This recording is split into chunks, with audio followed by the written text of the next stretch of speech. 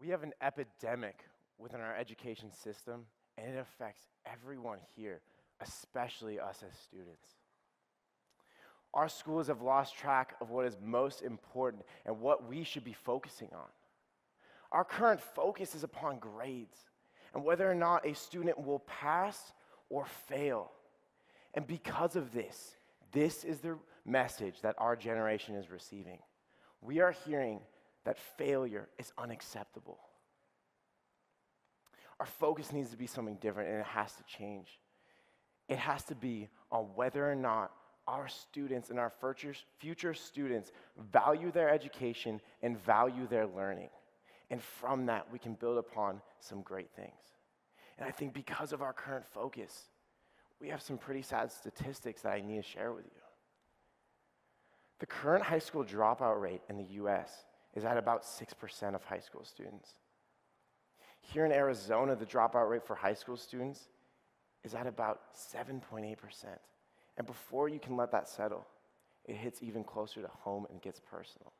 Because here in Phoenix, only 36% of high school students will be attending a university, and of that 36%, it isn't for certain if they're going to graduate.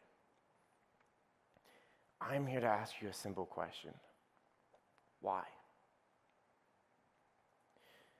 Why is it in one of the most developed and flourished countries we have this epidemic present?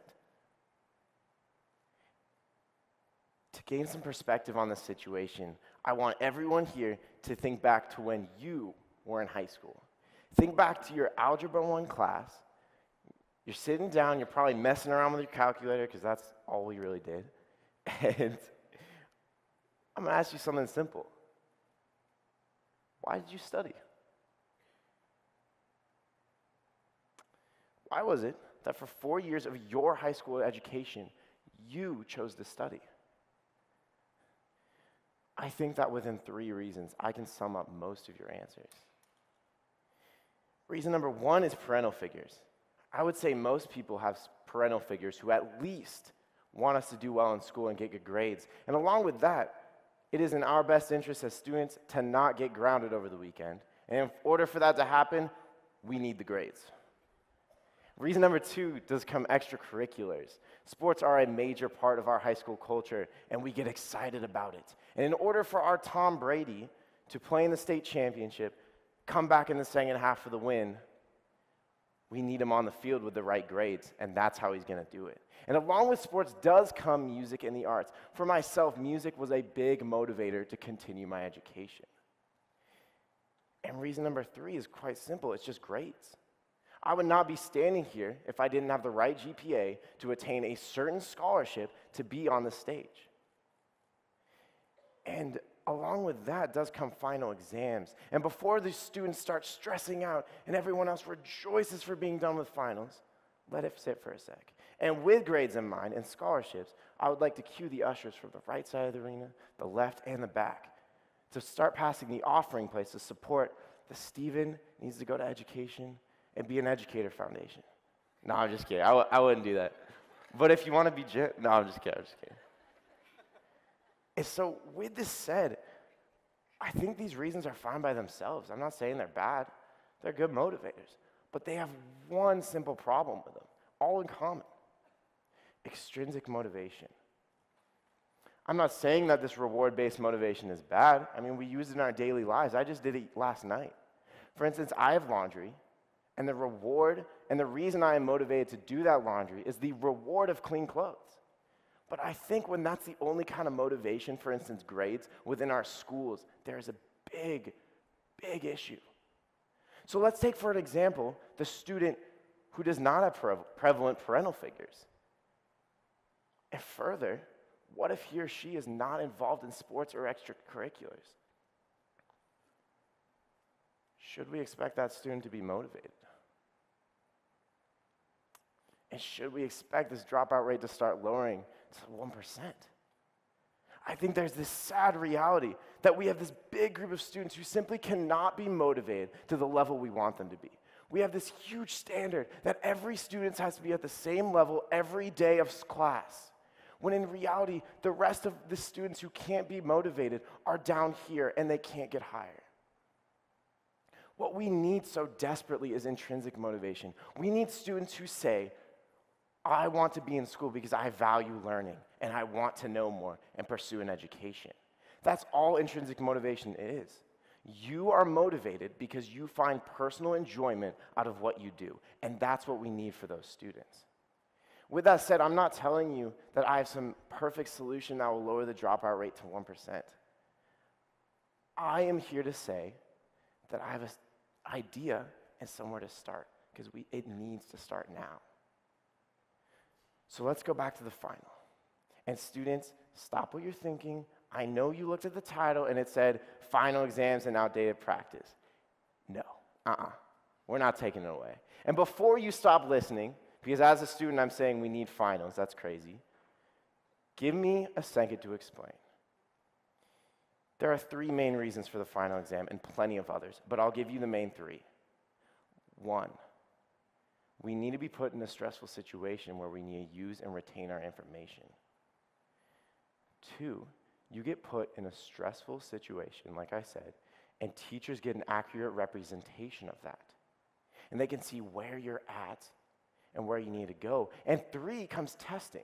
We would not have med students if they did not practice testing. It's simple as that. I honestly do not know how you guys do it. I am very impressed. So like I said, we do need the final. But there's one problem I have, actually 3. The final exam is not creative for students. It's not empowering, and it's not motivating. I firmly believe that the final exam, as it is the biggest assessment of the year, needs to be something that pertains to our workforce. It's something where students can get an experience and say, this was worth my time, and it's something I want to do and look forward to. Did you hear that? That means a student would want to take the final exam. That's insane. So what is this idea? What is this thing I'm talking about? Well, it's another way to take the file. It's a project-based final, and it's an alternate one.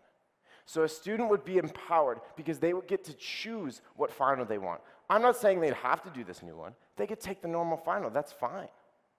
But it would empower students because they have the choice. And it would be creative because I would let students create an idea, apply what they learned in the school year, and put it into a project. So let's take the 10th grade English classroom. There are a lot of standards in this classroom for good reason. We need to keep our schools and teachers in check, and they need to make sure our students are learning what they need to know for the next level of education. So let's say a student was in this English classroom and said, I would like to write a story, a short story, or even a research paper, and then present on his or her findings at the end of the year, and let them be assessed on that. Because I think if we have more experience, more project and experiential learning, then our students will get into the workforce, know their strengths and weaknesses, and be prepared as they can be. And they'd be motivated. You know why? Hopefully it's something they're passionate about. A non-writer is probably not going to write an entire story just because they wanted to. They probably wouldn't be motivated to do so. So in this class, we might get passionate writers, along with a teacher who is probably passionate about that subject as well. And it would promote creativity, because with the standards, I think there are so many that it restricts our teachers. And if a teacher is less creative because of this, it reflects on the classroom, having a less creative classroom. And if we have a less creative classroom, there's a higher chance of less creative students. And that is not what we want for the future. And with this said, I cannot go out without addressing one fatal flaw to this idea. And the fatal flaw is that we need the right teacher to try this. We can't say, hey, Arizona, United States, let's try this. Because at that level, quite frankly, if we tried that, I don't think it would work. I think we should say, hey, here's a teacher who is already motivating their students to sit in a plastic chair 5 days a week. That's a big deal. And 2, the motivation is there, and they're already creative in the classroom for their students. And say, hey, here's our idea. This is what we'd like to do. Here's our goals, and here's an example. And even if that failed, even if it didn't work, I don't think there'd be a problem. It would just be a matter of time you took into the project. Because I think if the student tried the project, it would be an experience, and they couldn't make that up. If they wanted to do well on this, they would have to know what they know because they're using it in a practical situation. So even if that student was like, look, I can't do this anymore, and the teacher was like, sorry, we're not doing this idea anymore, I bet they would do better on the normal final exam. Give it to them. I think if they know their information from experience, I think they would do best in the class. And you want to hear something insane? When I was a senior in high school, as a student, I was a part of a similar idea.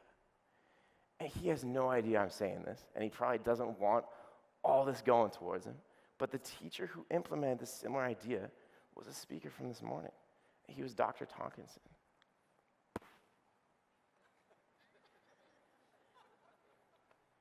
And he said, look, it might not be specific to the subject, it may be close, but he said, let's let students create an idea that might change the society we live in. And let's give them an experience, and that teacher decided to guide them in the process once every few weeks. And we experienced something so unique in our education, something that we valued.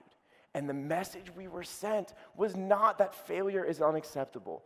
We learned, including myself, that failure is not a stopping point. Failure is a stepping stone towards positive change and success. And we learned to mess up, and it wasn't a bad thing. It was something good because we could improve that. That's why this event got here, because they improved from the ground up. And even though there were mistakes, it's here today, and it's working. With that said, why are you here? Why'd you decide to buy a ticket, sit down, and listen to some speakers? You are intrinsically motivated. You are here because you thought you might find some personal enjoyment out of sitting down and listening. And it might challenge your curiosity, and you might learn something, and you would want to do that.